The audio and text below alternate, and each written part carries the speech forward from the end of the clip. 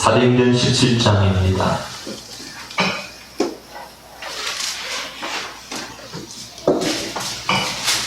사도행전 17장 1절로부터 14절까지 말씀을 보겠습니다. 저희가 아비볼리와 아볼로니아로 다녀가 데살로니가에 이르니 거기 유대인의 회당이 있는지라. 바울이 자기의 기뢰도로 저희에게로 들어가서 새 안식의 성경을 가지고 강론하며 뜻을 풀어 그리스도가 해를 받고 죽은 자 가운데서 다시 살아야 할 것을 증명하고 이르되 내가 너희에게 전하는 이 예수가 곧 그리스도라 하니 그 중에 어떤 사람 곧 경건한 헬라인의 큰 무리와 적지 않은 귀부인도 고난을 받고 바울과 실라를 쫓으나 그러나 유대인들은 시기하여 저자의 어떤 괴악한 사람들을 데리고 때를 지어 성을 소동케 하여 야손의 집에 달려들어 저희를 백성에게 끌어내려고 찾았으나 달려지 못함에 야손과 및 형제를 끌고 읍장들 앞에 가서 소리질러 가로되 전하를 어지럽게 하던 이 사람들이 여기도 이르매 야손이 들렸도다. 이 사람들이 다 가이사의 명을 거역하여 말하되 다른 임금 곧 예수로 하는 이가 있다 하더이다 하니 우리와 읍장들이 이 말을 듣고 소동하여 야손과 그 나머지 사람들에게 보를 받고 보내니라. 밤에 형제들이 곧 바울과 실라를 베레아로 보내니 저희가 이르러 유대인의 회당에 들어가니라.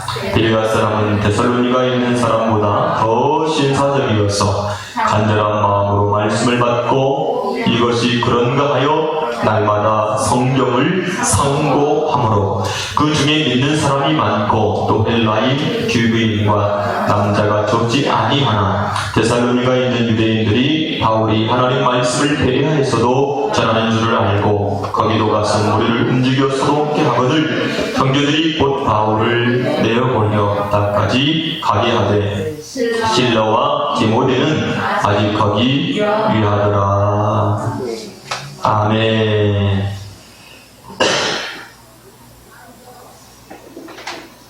빌립보 지역을 바울이 전도하면서 루디아에게 그리고 루디아의 가정에게 복음을 전하고 그리고 저 많은 귀신 들린 요종에 귀신을 내어 쫓고 그리고 죄인이 되어서 감옥에 갇히는 일이 발생합니다.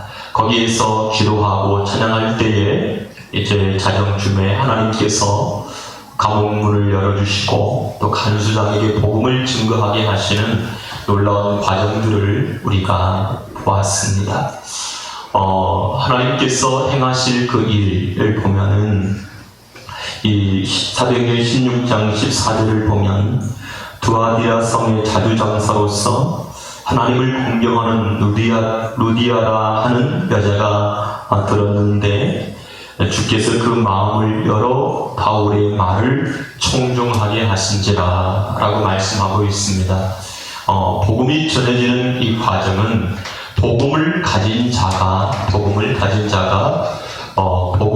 갖지 못한 자에게 복음을 증거하면서부터 시작이 되는데 복음을 가진 자는 복음이 무엇인지를 알고 있는 것이고 복음을 갖지 못한 자들은 복음이 무엇인지를 알지 못한 상태인 것이죠. 그런데 이 복음을 갖지 못한 자에게 복음을 가진 자가 복음을 전할 때 아무나 쉽게 복음을 받는 것이 절대로 아니다라고 하는 사실을 우리가 알 수 있습니다. 그래서 이 사도행전 16장 14절 말씀에 있는 것처럼 주께서 그 마음을 열어 라고 말씀하고 있습니다. 주께서 그 마음을 열어 바울의 말을 청종하게 하신지라. 여러분, 우리가 예수 그리스도를 구주로 영접했다는 것, 하나님의 말씀을 들을 때 그 말씀을 받게 된다라고 하는 것은 우리의 마음이 열려있기 때문에 가능하다라고 하는 겁니다. 그렇게 우리의 마음을 열어주신 분이 계시는데 그분이 주님이시다라고 말씀하고 있는 겁니다. 사랑하는 여러분, 하나님께서 우리의 마음을 열어주시기를 위해서 늘 항상 기도하시기를 주의 이름으로 축복합니다. 우리가 복음을 전해야 될 수많은 전도 대상자들을 우리가 위해서 기도할 때에도 그들의 마음이 열리기를 위해서 기도하게 되어지기를 주님의 이름으로 축복합니다. 마음이 열리면 복음을 받게 되어지고, 마음이 열리면 그들이 예수 그리스도 안으로 들어오게 되는 놀라운 역사가 일어나게 되는 것이죠.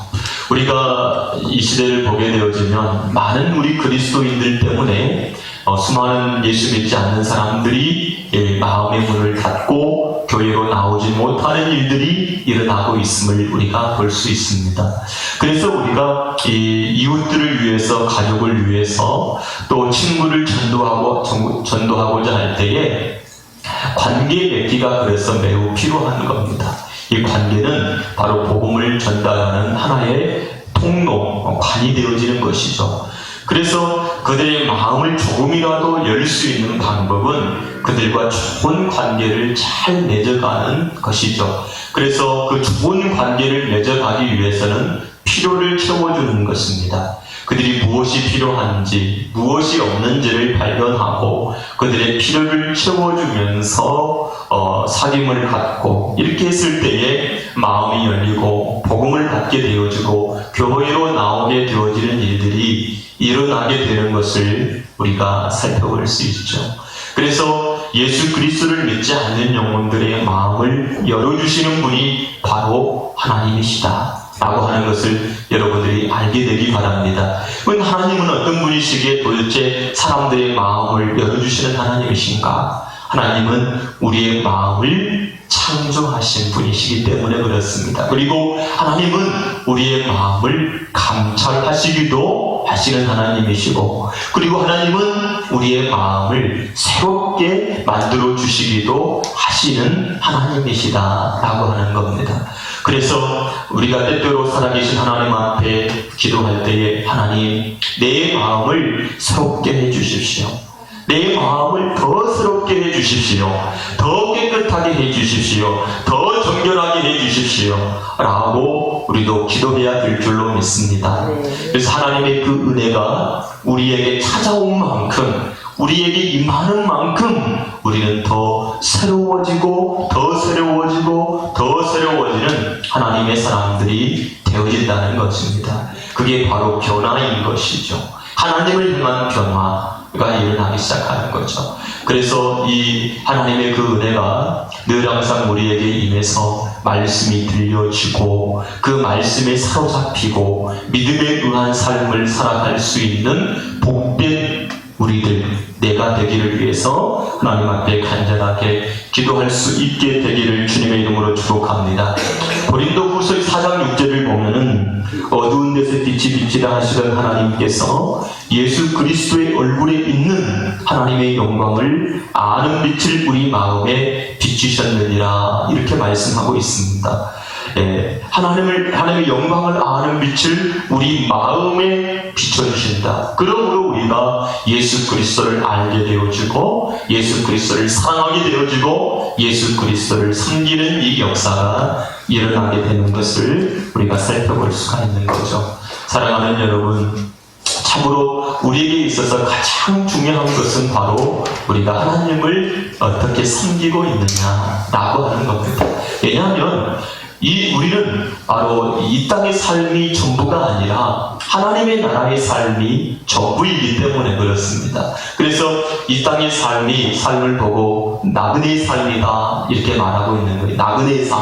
나그네는 잠깐 머물다가 또 다른 곳으로 가고 또 다른 곳으로 가지요. 여기 삶이 전부가 아닌 거죠. 그런데 우리는 잘못 생각하게 되어지면 이 땅의 삶이 전부야 라고 생각을 하게 되죠. 그래서 이 세상에 모든 것을 쏟아내버리고 이 세상을 위해서만 살아가는 그런 사람들이 되어버리고 마는 거죠. 사랑하는 여러분, 이 땅의 삶이 전부가 아니라 하나님과 함께하는 그 나라, 영원한 나라가 우리의 전부다고 하는 사실을 꼭 기억하고 그 나라에 내가 어떻게 될 것인가를 끊임없이 바라볼 수 있는, 생각할 수 있는 그런 하나님의 사람들이 다 되시기를 주님의 이름으로 축복합니다.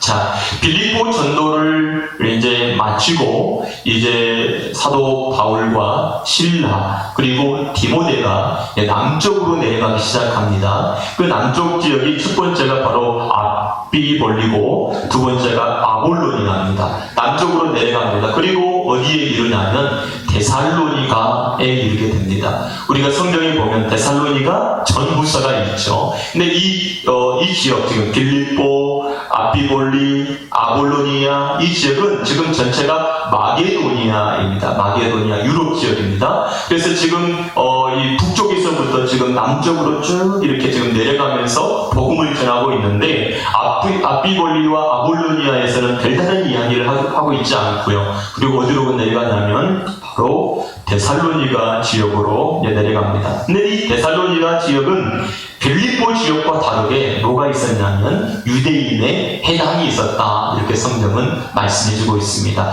보통 사도 바울이 1차 전도 여행을 소아시아 중심으로 복음을 전했는데 그때도 보면은 어느 곳에 가든지 이 회당이 있었고 회당에 들어가서 복음을 전했는데 빌립보 지역은 회당이 없어서 지도처가 있는가 보다가 이제 그렇게 사역을 진행해 나갔는데 이 데살로니가 지역에 갔더니 이제 회당이 있었고 그 회당에 들어가서 이제 복음을 증거하는 사도 바울의 모습들을 우리가 살펴볼 수 있습니다. 그래서 2절을 보면은 바울이 자기의 규례대로 저희에게로 들어가서 새 안식일에 성경을 가지고 강론했다. 그렇게 말씀하고 있습니다. 자, 자기 규례대로 이게 습관인 거죠. 유대인들은 경건한 유대인들은 회당 중심으로 모이게 되었고 거기서 누구든지 말씀을 가지고 강론할 수 있는 그러한 장이 바로 이 회당인 거거든요. 그래서 예수님도 회당에 들어가서 말씀을 가르치고 베드로도 그렇게 되고 바울도 그렇게 되어지는 것을 볼 수 있는데 지금 이 데살로니가 지역의 회당에서 새 안식일, 그러니까 새 안식일이라고 하는 것은 날짜로 보면 21일이고 주일로 보면 세 번의 안식일 동안에 들어가서 말씀을 증거하는 바울의 모습을 우리가 볼 수 있습니다. 자, 그러면 오늘 이제 보면은 뭐라고 말씀하고 있냐면 3절을 보면 이렇게 말씀하고 있습니다. 3절을 한번 같이 읽어보겠습니다. 시작. 뜻을 풀어 그리스도가 해를 받고 죽은 자 가운데서 다시 살아야 할 것을 증명하고 이르되. 자, 이 당시에는 신약 성경이 없죠. 신약 성경이 없고 이제 모세의 율법과 선지서 이런 것들이 있죠. 구약이 있는 거죠. 그러면 이제 하나님의 말씀을 성경을 읽죠. 예수님도 누가복음을 읽고 이사야 성경을 읽고 뜻을 해석해 주시고 또 뭡니까 에디오피아 내시 같은 경우는 이사야 성경 53장을 이렇게 읽으면서 이 말씀이 무슨 뜻인지 잘 몰랐잖아요. 그러니까 뜻을 푼다라고 하는 것은 이 말씀이 의미하고 있는 바가 무엇인지를 가르쳐 주는 거죠. 요즘에 그 TV에 보면 그냥 뉴스만을 방영하지 않아요. 물론 산불이 났다. 그러면 어느 지역에서 어떻게 산불이 났는가라고 하는 것을 알려주기도 하지만 어느 때 보게 되어지면 패널들이 나와요. 전문가들이 나와서 거기에 대해서 뜻을 막 해설해주는 것, 뉴스를 해설해주고 평론을 하고 지금 이것이 무슨 뜻인지 그런 것들을 막 이렇게 얘기해주는 해설가들이 있습니다. 해설가들. 그러면 우리가 도대체 저것은 무슨 뜻이고 어떤 의미인지를 잘 알고 있지 못하다가 그거 뉴스를 해설해주는 사람들이 뉴스를 해설해주는 걸 보고 저 말이 저런 뜻이구나 저런 의미구나 라고 하는 것을 알게 되는 것처럼 하나님의 말씀을 읽는데 그 말씀이 뭐라고 말하고 있는지를 모르는 거예요. 그래서 그 말씀을 자세하게 풀어주는 거예요. 그래서 성경을 풀어준다라고 하는 이 말을 다른 말로 예수님께서 뭐라고 하냐면 비유로 가르쳤다라고 얘기를 하고 있는 거예요. 그러니까 뭔가를 하나님께서 가르쳐 주시기 위해서 이게 마이크를 하나 준 거예요. 그냥 눈에 보이게끔. 눈에 보이지 않는 것을 가르쳐 주시기 위해서 눈에 보이는 것을 먼저 준 거예요. 근데 사람들이 눈에 보이는 것을 보고 요거 뭐지? 그냥 마이크라고만 알고 있지, 이것이 도대체 어떤 것을, 무슨 작용을 하고, 뭘 하고, 어떻게 하고, 이런 것들에 대해서 잘 알지 못한다는 거죠. 그래서 하나님의 이 말씀을 읽고 난 다음에 이 말씀은 이런 뜻을 가지고 있습니다 라고 자세하게 풀어서 사람들에게 알아들을 수 있도록 가르쳐 주는 거예요. 그래서 예수님도 어떻게 가르치죠? 비유로 가르치는 겁니다. 그 시대 사람들이 잘 쉽게 이해할 수 있는 것으로 하나님 나라의 진리를 가르쳐주고 있는 것을 우리가 볼 수 있죠. 그런데 그 비유조차도 뭐가 필요하냐면 해석이 필요해요. 그러니까 어떤 사람이 씨를 뿌리는데 길가에 돌짝에 가시덤불에 옥토에 뿌리다가 이렇게 말하고 있거든요. 그러면 그 시대 사람들은 농사를 짓는 사람들이기 때문에 어떻게 해요? 그것이 씨가 떨어질 때 길가도 떨어지고 돌짝밭도 떨어지고 가시덤불은 떨어지기도 하고 옥토에 떨어지기도 하지, 다 이해할 수 있어요. 근데 이것을 어떻게 하나님의 나라와 하나님께서 의도하신 바와 연결이 되어져서 풀어줄 수 있는가 라고 하는 거죠. 그래서 예수님께서 제자들에게 그 말씀의 의미를 자세하게 풀어주어서 하나님 나라를 볼 수 있도록 만들어주시는 것을 우리가 볼 수 있는 거죠.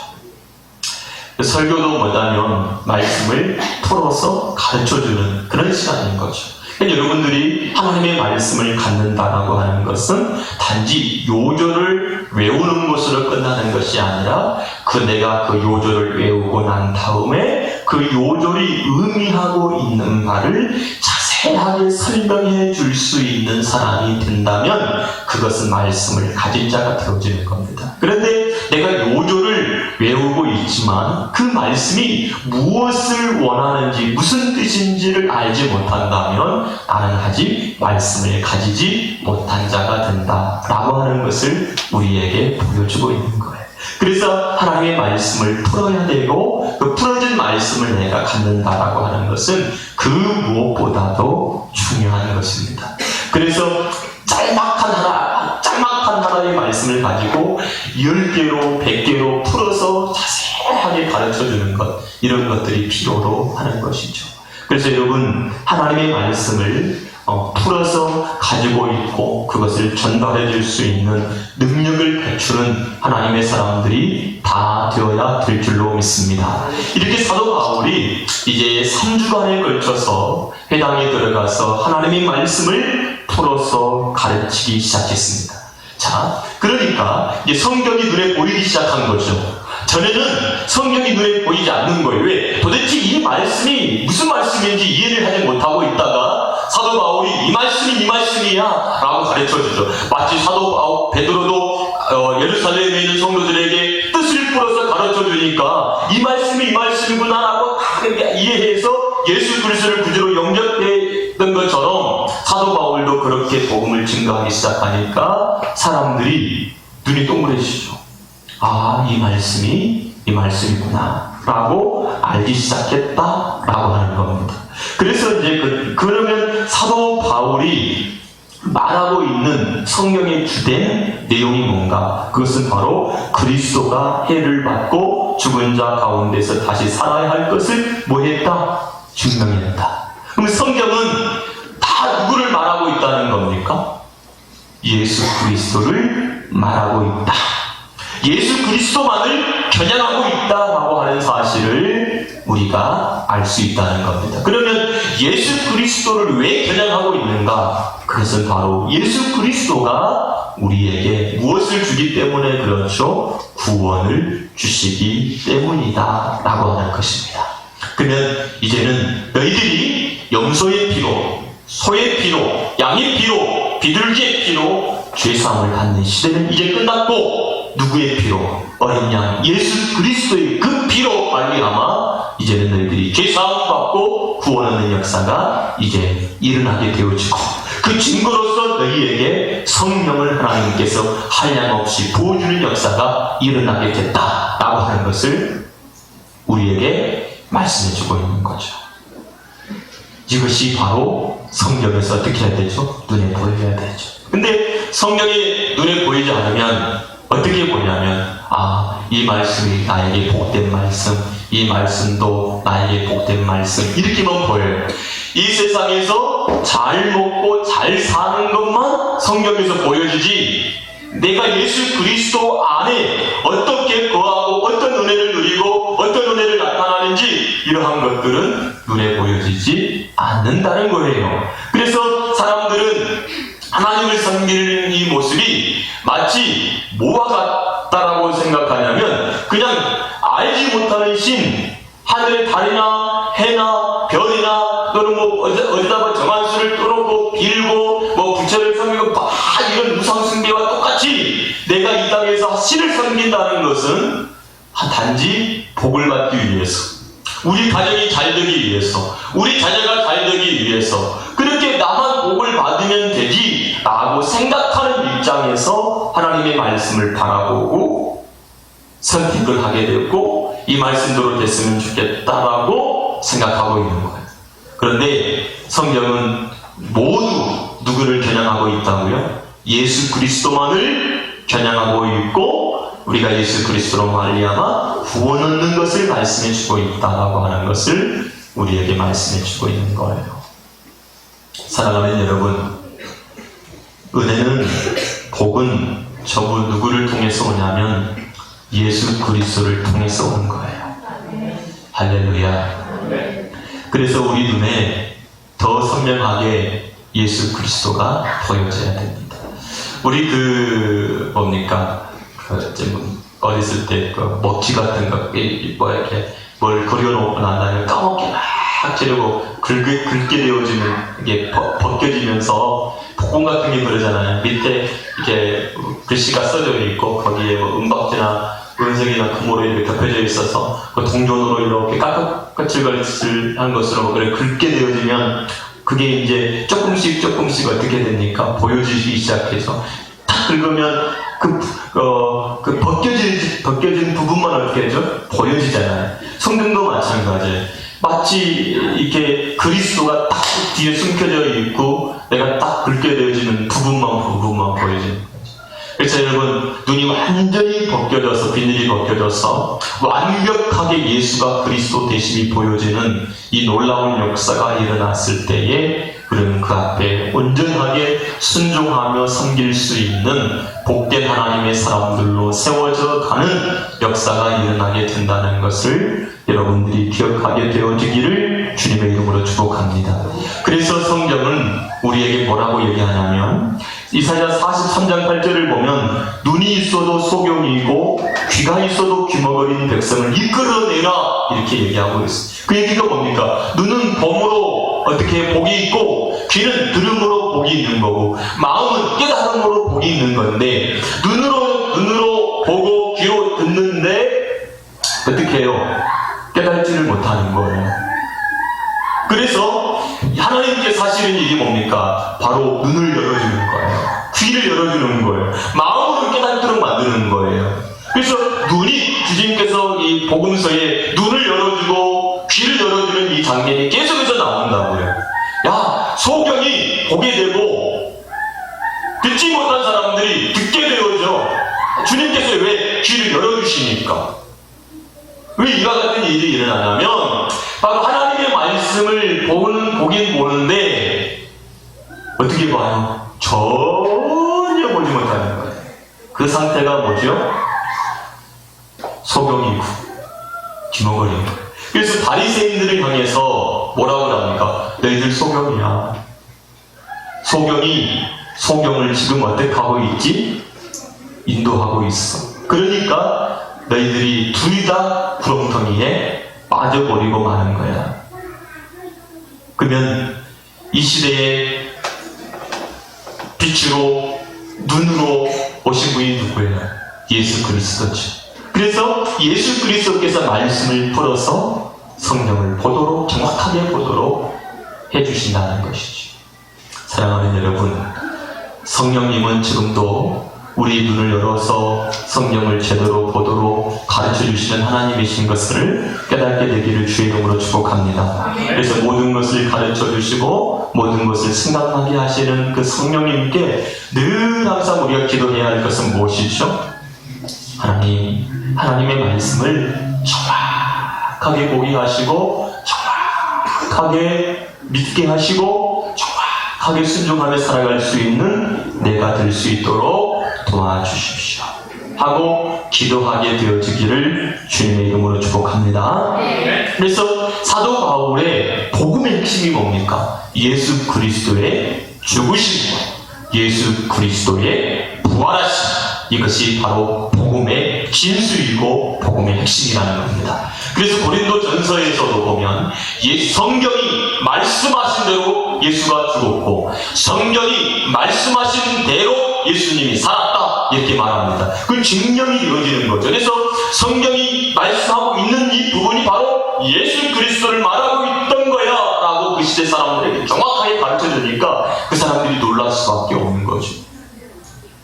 성경은 지금도 우리에게 뭘 가르쳐주고 있습니까? 예수님께서 죽으셨어. 예수님께서 부활하셨어. 그럼 왜 예수님께서 죽으셨는가? 너의 죄 때문이야 라고 말하는 거죠.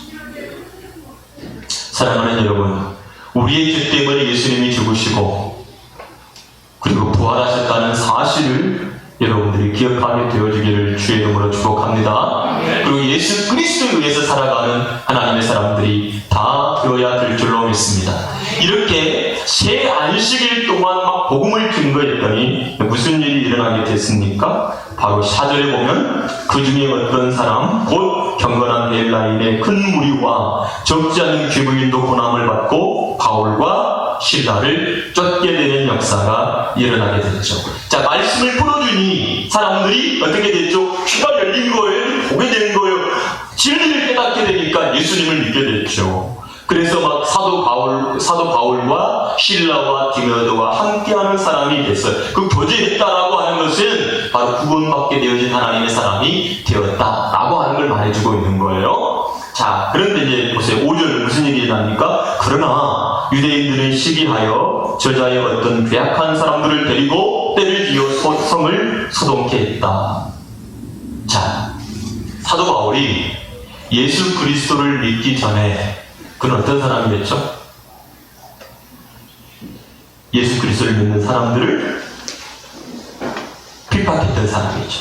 그런데 예수 그리스도를 핍박했던 사람들 중에서 그 누구보다도 열심히 핍박했던 사람이 누구예요?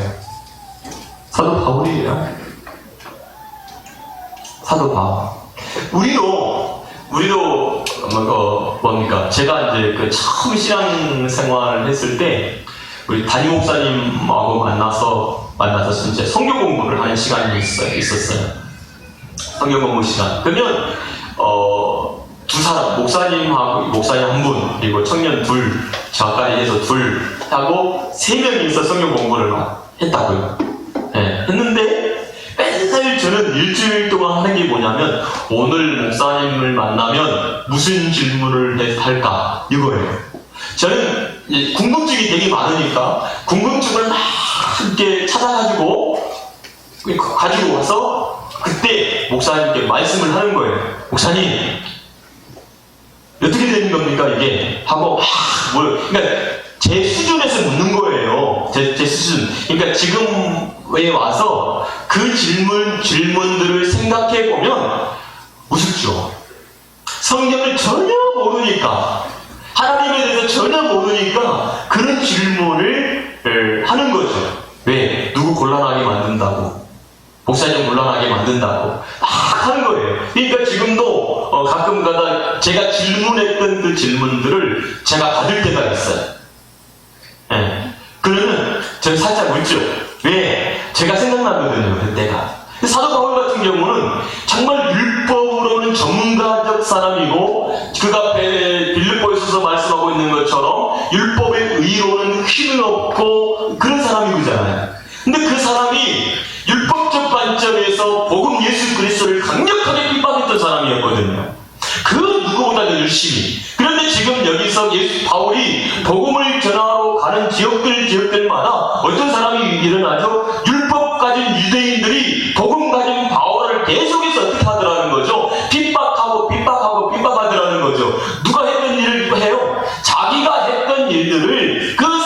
사람들이 지금 하고 있더라는 거예요. 그러면 사도 바울의 입장에서 보면 이해돼요, 안 돼요? 이해되죠. 그런데 왜 이해가 될까요? 아, 저 사람들이 예수 그리스도를 만나지 못했기 때문에, 아직도 복음을 이해하지 못했기 때문에 복음 가진 우리를 핍박하는구나 라고 어떻게 해요? 생각할 수 있다는 거예요. 사람들마다 처지가 다 다르잖아요. 상황이 다 달라요. 은혜 받은 것도 다 달라요. 그래서 하나님께서는 쓰실 때 보게 되어지면 그 은혜 받은 대로, 그 처지대로 사용해서 하나님의 역사를 이루어가는 모습들도 우리가 찾아볼 수가 있습니다. 여러분, 그래서 하나님은 각 사람을 다 다르게 부르시고 각자 다르게 사용하신다는 사실을 또 우리가 알 수 있죠. 그래서 여러분, 복음을 가진 여러분들이 힘써서 정말로 여러분들 상황 속에서 복음 만나지 못한 자들에게 복음을 증거하는 그 놀라운 역사가 일어나게 되어지기를 주님의 이름으로 축복합니다. 사도 바울은 핍박받는 것에 대해서 어떻게 해요? 별로 크게 좌우지하지 않아요. 근데 어떤 사람들은 핍박이 팍 오면 뒤로 확 물러서서 나 다시는 안 할래? 이렇거든요. 그런데 사도 바울은 자기가 그런 일들을 주도적으로 해왔고 그 누구보다 열심히 했던 사람이었기 때문에 그 때문에 이런 핍박이 찾아와도 어때요? 나 복음 그만 전할래? 하나님 말씀 그만할래? 이래요? 절대 그래요. 눈 하나 깜짝하지 않아요. 심지어는 죽을 만큼 두드러 맞고도 또 복음 전해요. 왜? 자기가 그렇게 했던 사람이었기 때문에 그래요. 그러면 어떻게 해요? 더 열심히, 더 힘있게 복음을 전해요. 왜요? 알지 못하기 때문에. 알지 못하기 때문에 핍박하고, 알지 못하기 때문에 이 일을 하기 때문에 알려줘야 된다라고 어떻게 해요? 생각을 하고 있거든요. 알려줘요. 여러분, 지금도 이 땅에 사는 사람들은 알지 못하기 때문에 믿지 못하는 거예요. 우리는 알고 있기 때문에 믿는 거예요. 그렇다면 알고 있는 우리가 알고 있지 못하는 자들에게 무슨 일을 해야 됩니까? 바로 알려줘야 된다는 겁니다. 알려준다는 것은 가질 수 있도록, 그리고 누릴 수 있도록 만들어줘야 된다는 것이죠. 여러분, 내가 가진 이 복음을 힘있게, 능력있게, 강하게 전달해 줄 수 있는 그런 하나님의 사람들이 다 되어지기를 주님의 이름으로 축복합니다. 자, 그래서 이제 더 이상 이 데살로니가 지역에서 복음을 증거할 수가 없었어요. 그래서 이제 어디로 내려가냐면 더 밑으로 내려갑니다. 그게 바로 어디냐면 베레아라고 하는 것이죠. 베레아.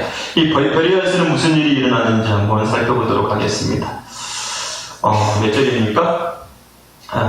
10절입니다. 10절 시작. 밤에 형제들이 곧 바울과 신라를 베레아로 보내니 저희가 이르러 유대인의 회당에 들어가니라. 이 베레아에도 무슨 일이 뭐가 있었죠? 회당이 있었고 회당에 들어가서 복음을 전합니다. 자, 이 베레아 사람들의 특징이 바로 우리의 특징이어야 됩니다. 살펴보겠습니다. 시작. 11절 시작. 베레아 사람들은 데살로니가에 있는 사람보다 더 신사적이어서 간절한 마음으로 말씀을 받고 이것이 그러한가 하여 날마다 성경을 참고하고. 예. 데살로니가 사람들은 무슨 사람이었대요? 신사적이었대요.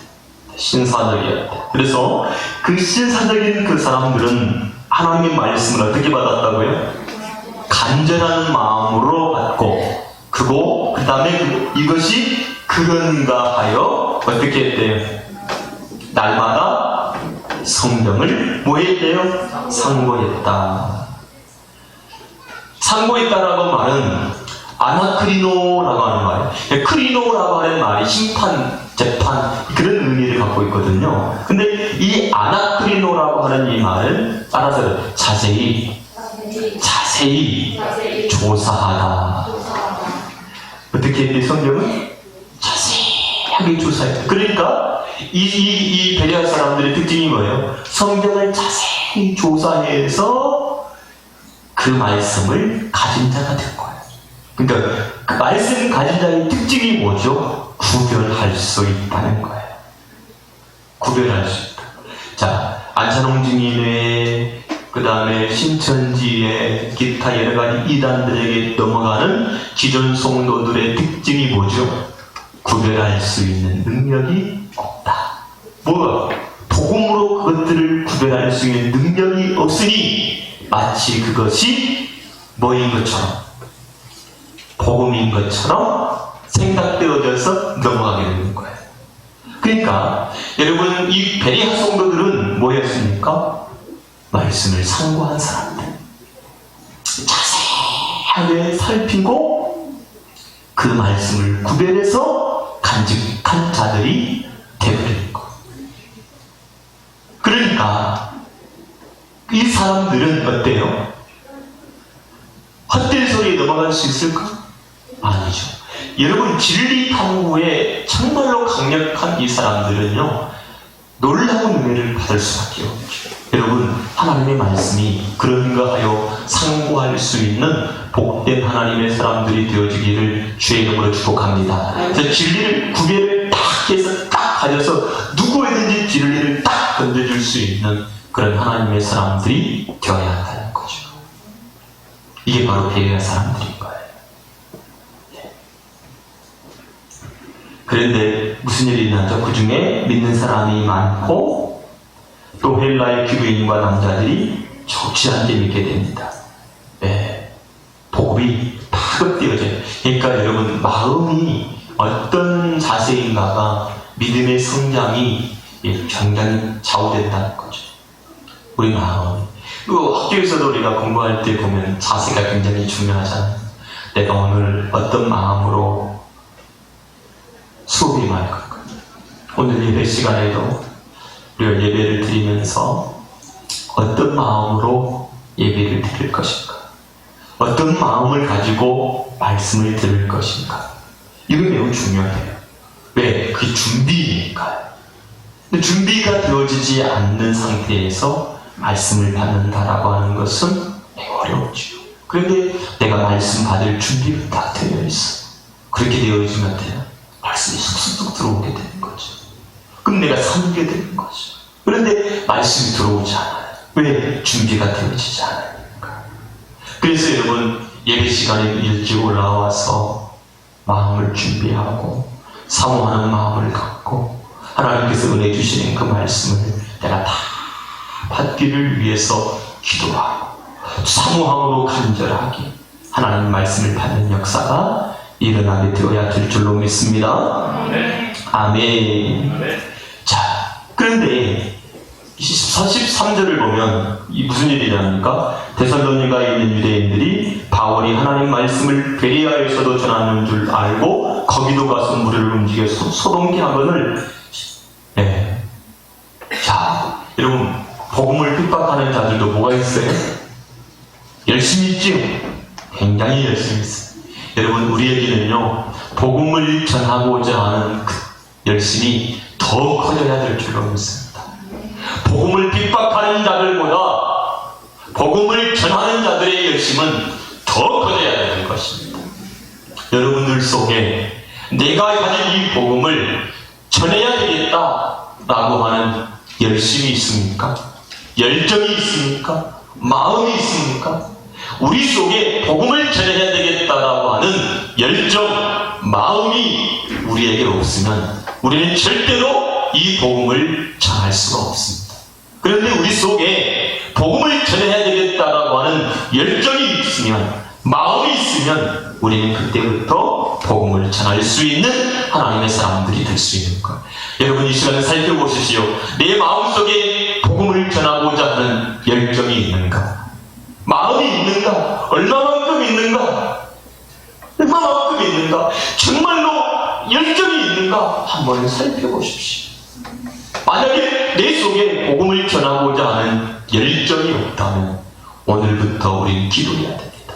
여러분, 고난주간에 하나님, 내 속에 복음으로 충만하게 하시고 이 복음을 전하고자 하는 정말로 열정, 뜨거운 마음이 내 안에 있게 해주십시오 하고 간절하게 기도할 수 있는 하나님의 사람들이 되어지기를 주의 이름으로 축복합니다. 그 사람들에게 하나님이 영혼을 붙이시고 또 복음을 전하도록 만드시고 그들을 교회로 인도하고 평생 하나님 섬기는 사람들로 만드는 역사가 일어나게 되어질 줄로 믿습니다. 같이 기도하겠습니다.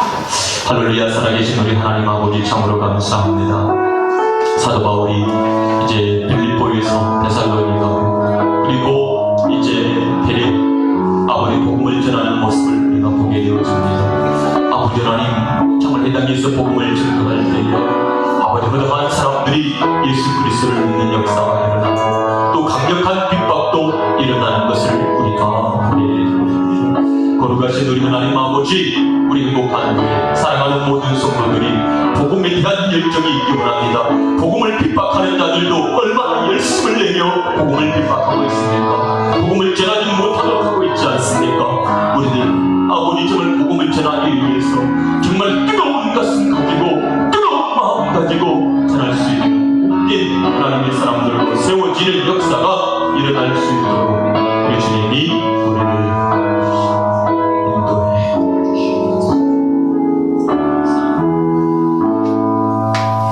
주께서 세우신 사도 바울과 실바와 디모데가 빌립보에서 데살로니가에서 베레아에서 말씀을 증거하며 하드한 무리들이 하나님께로 돌아오는 것을 봅니다. 하지만 복음을 전하지 못하도록 핍박하는 자들도 얼마나 열심을 해서 핍박합니까?